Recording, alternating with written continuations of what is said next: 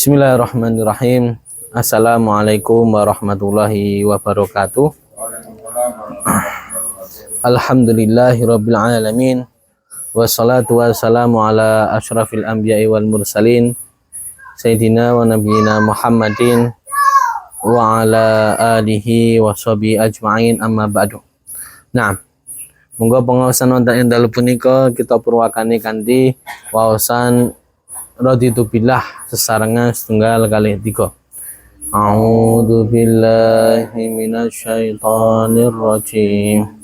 Bismillahirrahmanirrahim. Raditu billahi rabba wa bil islami dina wa bi Muhammadin nabiyya wa rasulah. Rabbi zidni ilma warzuqni fahma. Allahumma fa'ni bima 'allamtani wa'allimni ma yanfa'uni warzuqni ma yanfa'uni. Amin. Amin amin ya rabbal alamin. Semoga Allah Subhanahu wa taala senantiasa kita memberikan ilmu yang manfaat, ilmu yang mensyafaati kita, yang menjadi obor kita, menjadi lentera kita untuk bisa meniti jalan Shiratal Mustaqim dan menjemput husnul khotimah. Amin amin ya rabbal alamin. Nah, pada minggu lalu kita bahas tentang sifat wahdaniyah. Kita berputar-putar tentang sifat wahdaniyah dan kita kemarin bahas sangat dalam sekali. Dan untuk mengingatkan, mari kita bahas atau ulas kembali sedikit atau khulasah kesimpulan tentang sifat wahdaniyah. Nah, wahdaniyah salah satu sifat wajib dari Allah Subhanahu wa taala. Wahdaniyah ini adalah di sini dijelaskan oleh Dr. Said Syekh Muhammad bin Ali Ba'tiyah bersama Said Syekh Salim bin Abu Bakar Al-Haddar di dalam kitabnya Asasuddar fi nubdzatin min ad-durusil aqidah. Nah, yang pertama adalah wahdaniyah. Wahdaniyah dibagi menjadi 3. Apa makna wahdaniyah? Wahdaniyah dibagi menjadi 3, yaitu wahdatu zat, wasifat, wal af'al. Jadi Allah Subhanahu wa taala itu memiliki sifat wahdaniyah. Yang pertama adalah wahdatu zat, yang kedua wahdatul sifat, wahdatul af'al. Wahdatul zat, wahdatul sifat, wahdatul af'al. Maksudnya bagaimana? Wahdatul zat artinya Allah Subhanahu wa taala adalah satu-satunya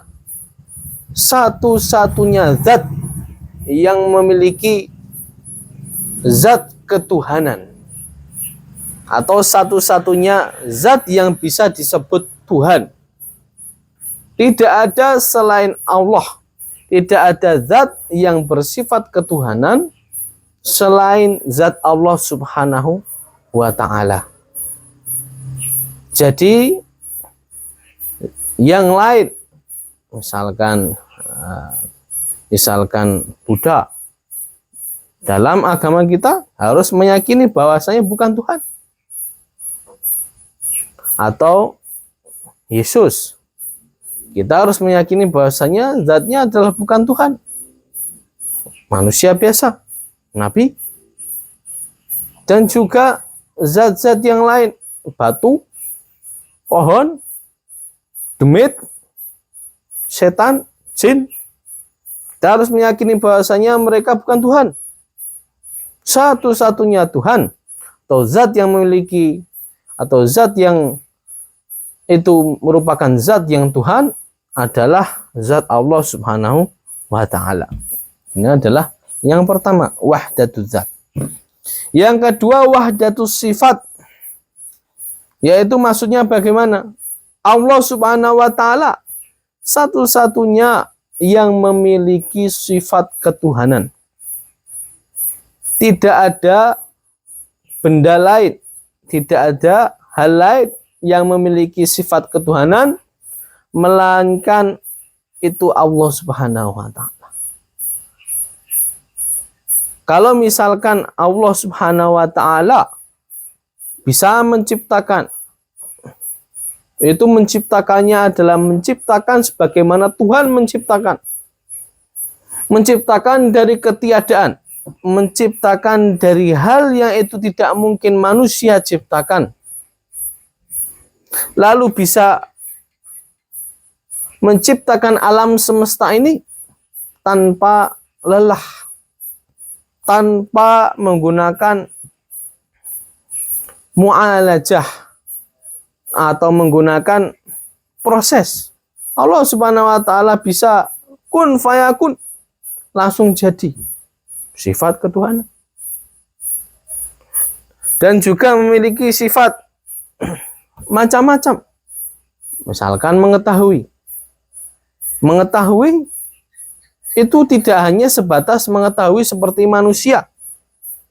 Yaitu mengetahui yang itu harus belajar dulu, lalu baru tahu.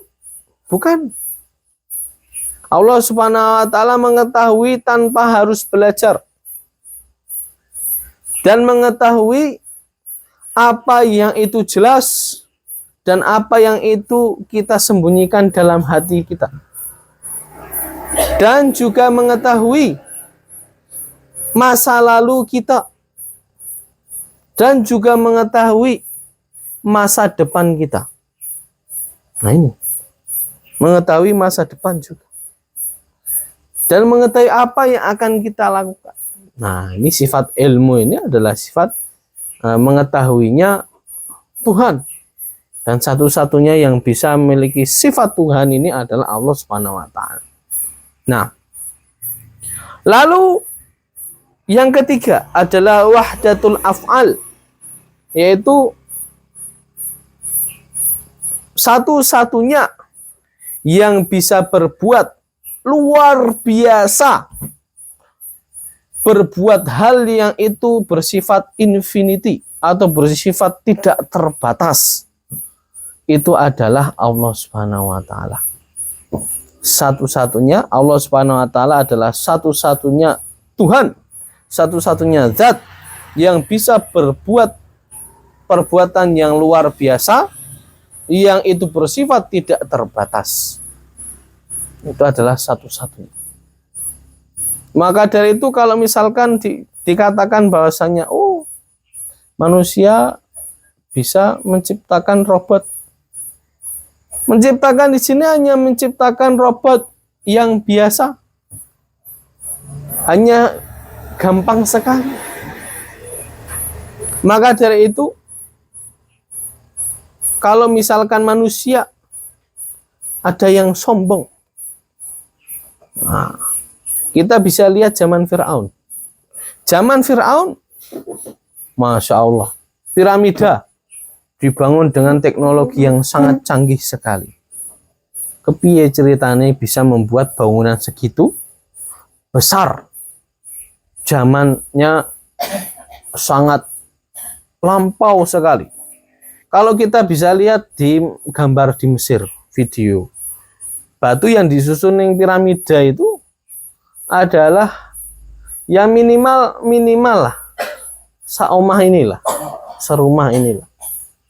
Itulah serumah ini, sak kamar inilah, atau mungkin lebih besar lagi, baru satu. Terus bagaimana caranya bikin undang-undangan bisa tinggi sekali? Sekarang pertanyaannya, oleh golek wae wis kepiye? Oleh ngetok juga kepiye? Oleh nggowo juga kepiye? Oleh nyusun kepiye? Yang uniknya di dalamnya ada banyak ruangan-ruangan.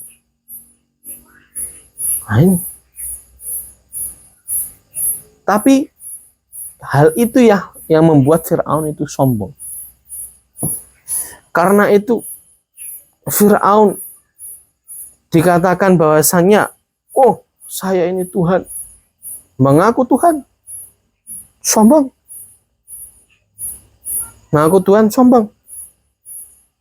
Nah, mengaku Tuhan dan sombong, lalu apa yang terjadi? Dikatakan bahasanya ana rabbukumul a'la, bahasanya aku adalah Tuhan kalian yang paling tinggi. Karena ketika Mesir dulu ada banyak Tuhan yang mereka sembah. Nah, dan Firaun mendeklarasikan dia sebagai Tuhan. Maka dari itu langsung dihukum. Wah, sombong. Hanya langsung dihukum. Diberikan wabah yang bermacam-macam. Mesir diberikan wabah berupa pertama kali adalah serang belalang. Lalu setelah ada belalang diserang awalnya adalah air sungai Nil berwarna merah. Lalu diseranglah orang, karena terus lalu makanan semuanya pada hilang, pada mati, panen gagal. Lalu muncullah belalang. Setelah muncul belalang, tambah panennya makin hilang, padi-padi rusak, makanan juga dimakan. Lalu muncullah wabah. Setelah itu kodok. Nah, setelah muncul kodok, baru kodok ini. Muncul kodok banyak sekali di mana-mana. Lalu setelah muncul kodok itu mati. Akhirnya kodok itu mati, bangkai kodok di mana-mana. Akhirnya muncullah laler. Laler membawa penyakit, akhirnya bisa menghinggap di mana-mana, menggigit orang atau nyamuk, dan akhirnya matilah banyak orang-orang Mesir ini. Nah, ini adalah hukuman bagi orang yang mengaku-ngaku Tuhan. Diceritakan juga dalam kisahnya Nabi Ibrahim alaihissalam, bahwasanya ketika itu Nabi Ibrahim dikatakan bahwasanya ditantang. Ketika itu Nabi Ibrahim di gua mengamati. Mengamati bagaimana jalannya kehidupan. Aku ini harus menyembah. Yang menyembah sopo. Ketika itu diamati bahwasanya ada bulan. Ada bulan. Mungkin ini cahayanya paling benderang. Akhirnya aku menyembah bulan. Tapi ketika siang bulannya hilang. Kok hilang? Tak mungkin. Jangan mungkin hilang. Kok iso hilang? Tuhan kok iso hilang? Akhirnya muncullah matahari. Wah, cahayanya lebih terang. Berarti iki sing Tuhan. Akhirnya menyembahlah. Akhirnya menduga bahasanya matahari itu Tuhan. Lalu ketika matahari hilang, ganti meneh. Berarti Tuhan itu bukan matahari dan bukan bulan. Karena matahari bisa hilang, bisa mingclep. Atau akhirnya menyimpulkan bahasanya pencipta ini segalanya adalah Tuhan. Tetapi ketika itu para raja, para kaum kufar ketika itu mengatakan bahwasanya bagaimana ini? Bagaimana? Dan juga ada kisah-kisah lainnya yang mengatakan bahasanya para kaum kufar ketika itu mengatakan dan mengaku Tuhan. Bisa? Caranya bagaimana? Aku bisa menghidupkan, aku bisa menentukan hidup seseorang. Caranya bagaimana? Menentukan hidup seseorang. Caranya gimana? Akhirnya aku jatuhi vonis mati dan pasukanku yang membunuh orang tersebut. Akhirnya dibunuhlah orang tersebut. Nah, ketika itu Nabi berkata bahwasanya, kalau kayak gitu, kalau kamu Tuhan, maka sekarang terbitkanlah matahari dari arah barat dan tenggelamkan ke arah timur. Ora iso. Maka dari itu fabuhital ladzi kafar. Dalam Al-Quran, maka ceplakeplah wong kafir yang mengaku Tuhan. Maka dari itu kembali ke wahdaniyah ini tadi, satu-satunya zat yang bisa berbuat yang luar biasa, yang itu bersifat tidak terbatas, berbuat apa saja, adalah Allah Subhanahu wa Ta'ala. Jadi itu adalah pengertian dari wahdaniyah, yaitu satu, wahdatul zat, wahdatul sifat, wahdatul af'al, yaitu satu-satunya zat yang memiliki, ya satu-satunya zat yang itu bersifat ilahiyah, yaitu memiliki zat ketuhanan, adalah zat Allah, dan memiliki sifat ketuhanan satu-satunya, yaitu Allah, dan yang bisa melakukan hal luar biasa, bersifat tidak terbatas, satu-satunya adalah Allah Subhanahu wa Ta'ala. Itu adalah simpulan dari sifat wahdaniyah. Yang selanjutnya kita harus mengetahui adalah dalil nakli, yaitu dalil dari Al-Quran. Nah, dalil dari Al-Quran itu apa? Wa ilahukum ilahu wahid. Dan Tuhanmu itu adalah ilahun wahid, adalah Tuhan yang itu satu. Tuhan yang itu satu. Ini penting. Nah, dan juga dalil yang lainnya adalah yang sering kita baca dalam trikul, yaitu adalah qul huwallahu ahad.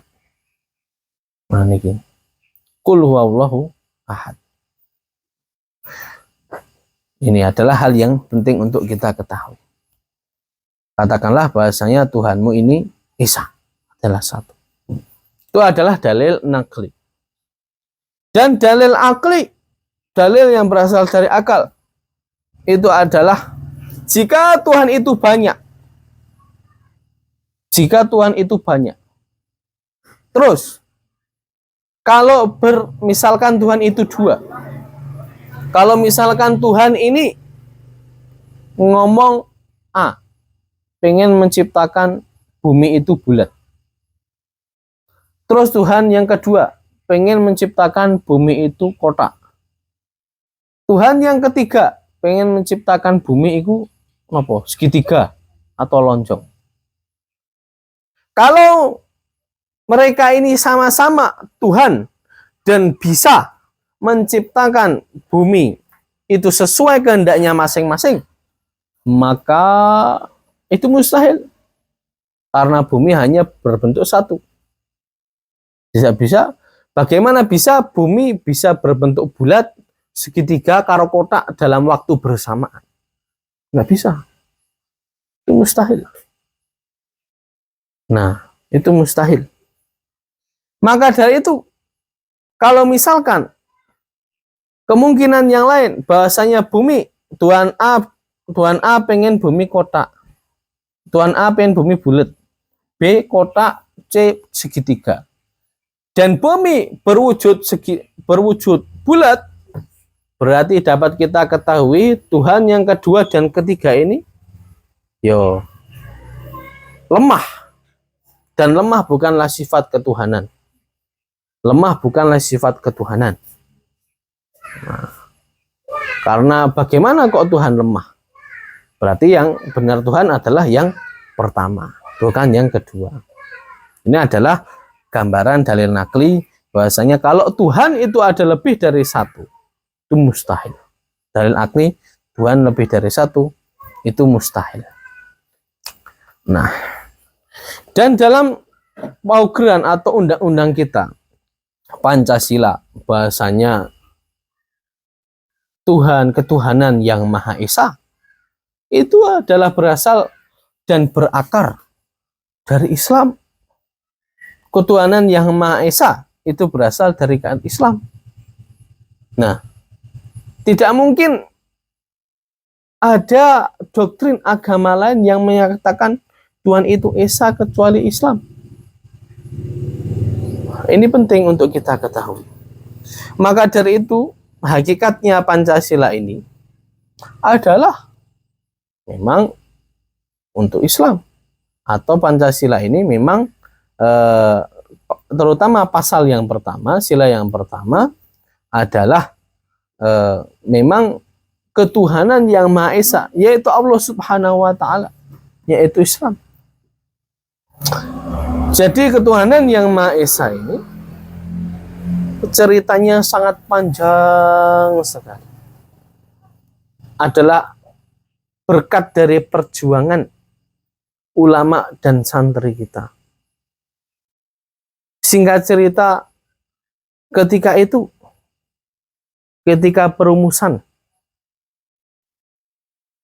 kita telah mengetahui dalam perumusan undang-undang ini ada banyak kubu yang memiliki kepentingan.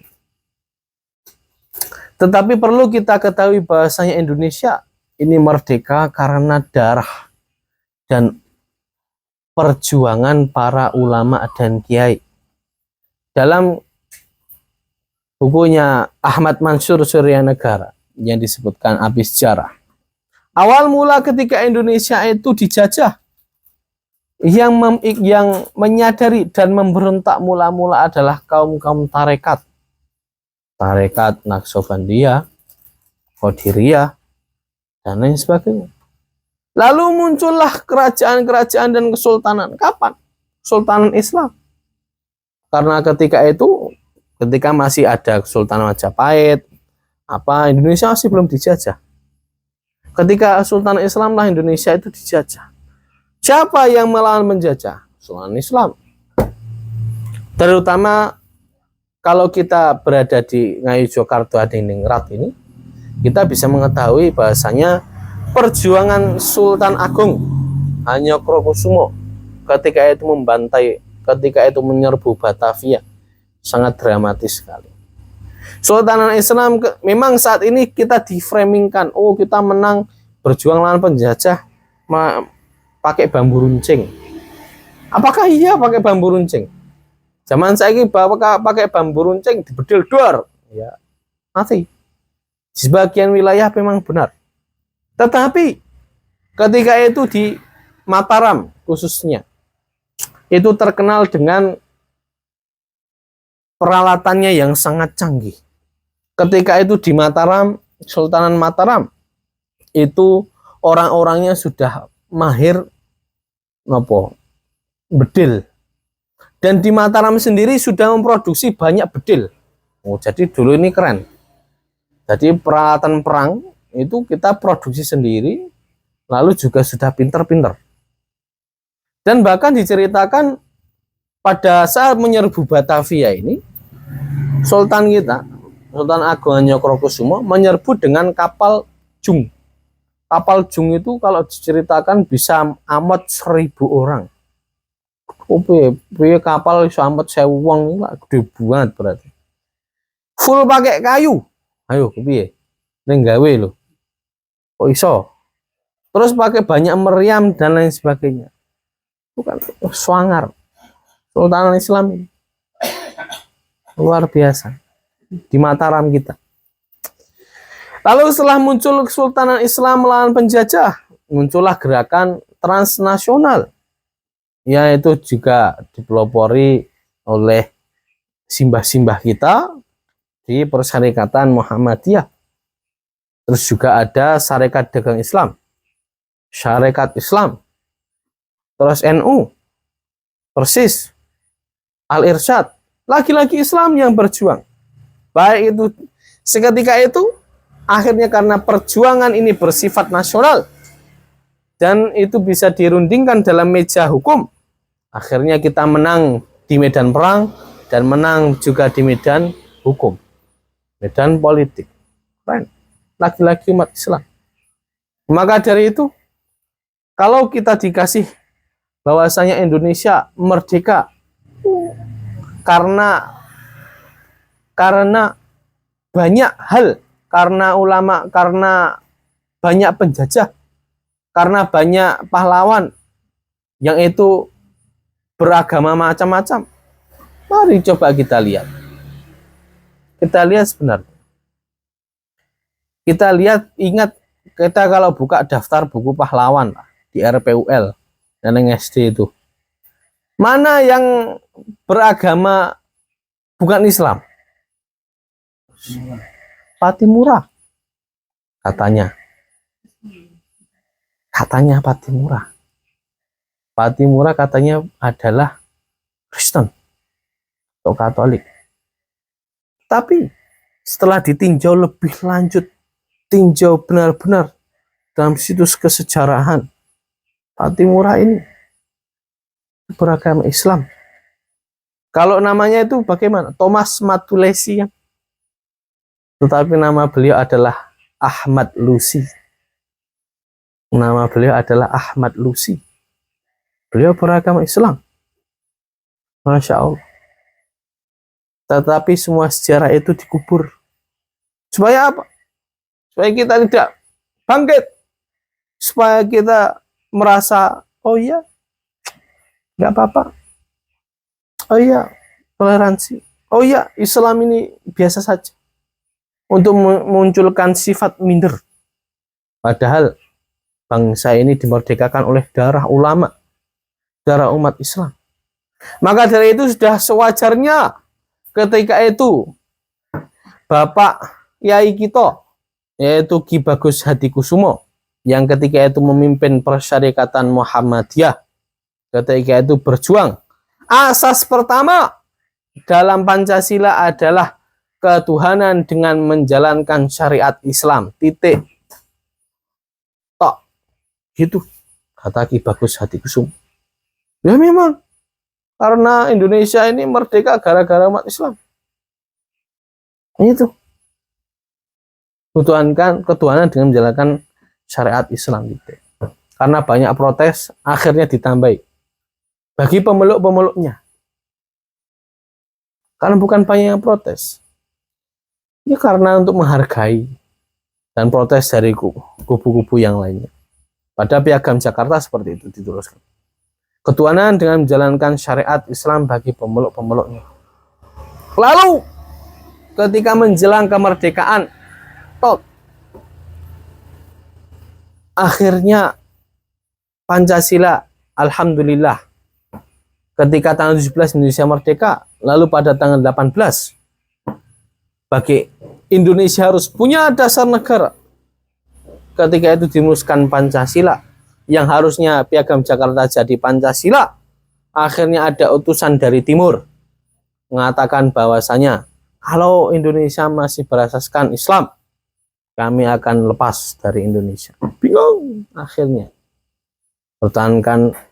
Mempertahankan lemah opo agomo.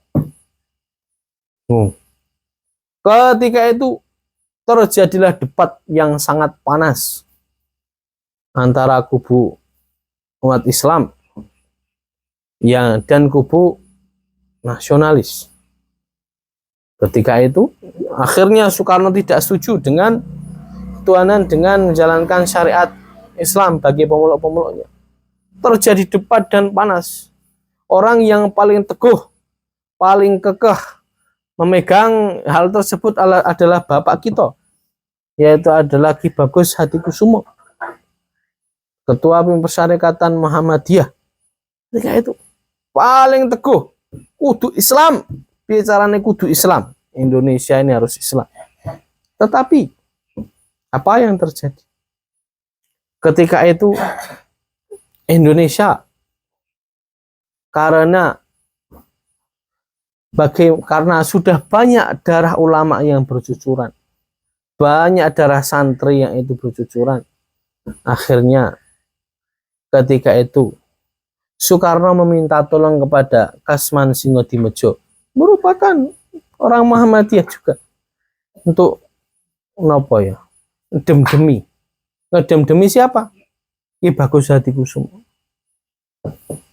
Ki niki ming sementara mawon. Ini hanya untuk sementara. Benjing nek sampun dados saged kita ubah meneh. Kalau sudah jadi bisa kita ubah lagi. Kapan? Pada sidang konstituante. Ketika itu seperti itu. bisa diubah. Akhirnya dengan berat hati Ki Bagus Hadikusumo rela mengganti ketuhanan dengan menjalankan syarat Islam bagi pemeluk-pemeluknya. Dengan apa? Ketuhanan yang Maha Esa. Mengapa kok yang Maha Esa? Karena Ki Bagus Hadikusumo, ketua Syarikatan Muhammadiyah itu mengetahui satu-satunya Tuhan yang Maha Esa, ada doktrin ketuhanan yang Maha Esa adalah dalam agama Islam. Karena itu tidak ada dalam agama lain ketuhanan yang Maha Esa, hanya Islam. Terpatri dalam hatinya Qul huwallahu ahad Allahus somad. Terpatri dalam hatinya keesaan tersebut. Maka dari itu dengan inilah diresmikan bahwasanya ketuhanan yang Maha Esa menjadi asas nomor 1 di Pancasila. Akhirnya bagaimana? Apakah diubah? Memang berusaha untuk diubah. Akhirnya dibentuklah Partai Masyumi untuk bisa merubah supaya jadi asasnya Islam. Tetapi dalam sidang konstituante bentuknya Partai Masyumi di mana? Di Madrasah Mu'alimin Muhammadiyah Yogyakarta ketika itu. Untuk Masyumi, Mbak Akung juga derek Masyumi ya. Mbak Akung juga derek. Mbak Akung sini juga derek Masyumi. Nah, itu karena perjuangan Masyumi ketika itu sangat luar biasa. Masyumi memenangkan pemilu pertama, pemilu paling demokratis. Rung wayahe ana sogok-mensogok. Rung wayahe ana manipulasi KPU. Rung ana wayahe sekarang coblosan peresmian terus ketua KPU meninggal. Belum ada yang seperti itu. Menangkan 50% lebih suara. Masyumi ketika itu. Nah, lalu apa akhirnya perjuangan umat Islam di Masyumi ketika itu? Di konstituante Masyumi malah dibubarkan oleh Soekarno. Masyumi dibubarkan oleh Soekarno dan akhirnya tetaplah ketetapan ketuhanan yang Maha Esa hingga saat ini. Maka dari itu kita harus memahami ini semua, bahwasanya doktrin ketuhanan yang Maha Esa ini adalah doktrin satu-satunya milik umat Islam yang berasal dari sifat wahdaniyah ini tadi. Sifat wahdaniyah ini tadi. Nah, maka dari itu sifat wahdaniyah ini adalah sifat yang mencerminkan bahwasanya Allah Subhanahu wa taala itu satu, tunggal, esa, baik itu dalam zatnya atau dalam sifatnya maupun dalam af'al atau perbuatannya. Jadi itu adalah sifat wahdaniyah yang harus kita terus implementasikan dalam diri kita. Maka dari itu sifat wahdaniyah ini adalah sifat yang paling penting. Karena untuk masuk Islam, apa yang harus kita ucapkan? 2 kalimat syahadat. Apa 2 kalimat syahadat ini? Asyhadu alla ilaha illallah. Aku bersaksi bahwasannya tiada Tuhan selain Allah. Wahdaniyah. Maknanya Allah Subhanahu wa taala satu-satunya Tuhan.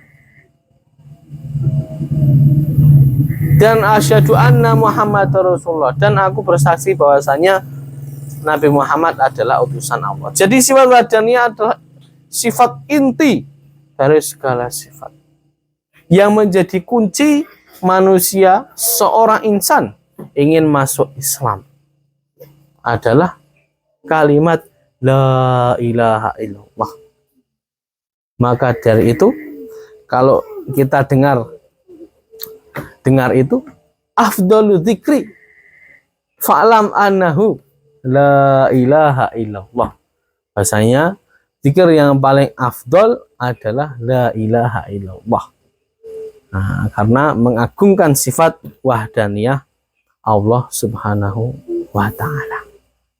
Nah, maka dari itu, mari bersama-sama kita jaga dalam diri kita tauhid yang murni, kalimat la ilaha illallah, dan juga maknanya kita hayati dalam kehidupan kita, dalam keseharian kita, supaya kita menjemput istiqomah, menjemput husnul khotimah, dan menjemput ridho Allah Subhanahu wa Ta'ala. Amin amin ya rabbal alamin. Sampai di sini enten pertanyaan apa mboten? Pripun? Nggih. Nggih, belalang temenan. Nggih. Ya, kodok itu kan menimbulkan banyak penyakit. Gitu. Jadi bayangkan kalau misalkan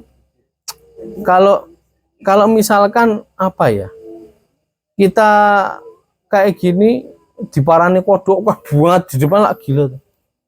Oh iya, diwalang kodok buat kayak kodok lo si jiwa nyodong gila. Cuman kalau kodok buat lah tambah gila. Nah, itu.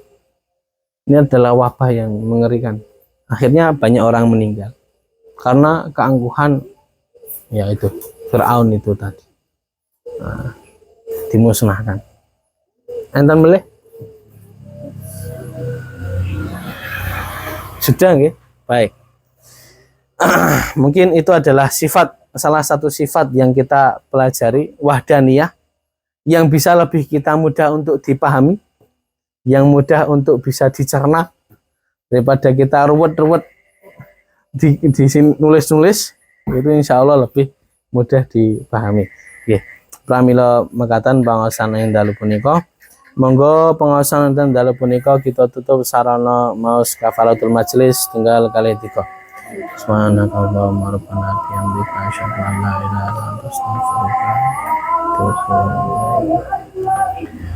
Alhamdulillah rabbil alamin. Mekatan bila taufik wal hidayah. Wassalamualaikum warahmatullahi wabarakatuh.